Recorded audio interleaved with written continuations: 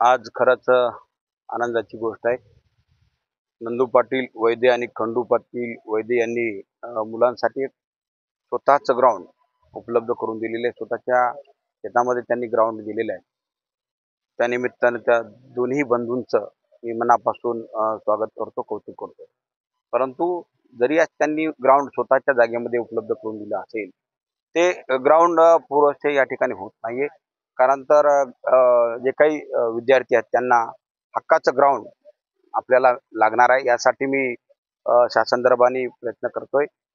या राज्याचे क्रीडा मंत्री भरणे मामा यांना मी भेटून चर्चा केली. त्यांना पत्र सुद्धा दिलेलं आहे. आत्ताच मी थोड्या वेळाखाली या जिल्ह्याचे क्रीडा अधिकारी यांना त्यांच्याशी फोनवरून चर्चा केलेली आहे. त्यांना विचारलं की ते आपला प्रस्ताव कुठपर्यंत आहे.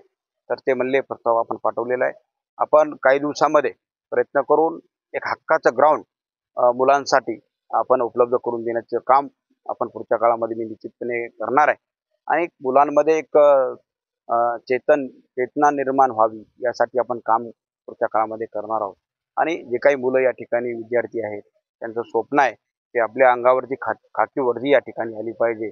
निश्चितपणे त्यांनाही मी खूप खूप शुभेच्छा देतो आणि चांगलं ग्राउंड या ठिकाणी उपलब्ध करून दिलेलं आहे. त्यासाठी दोन्ही बंधूंचं मी मनापासून स्वागत करतो.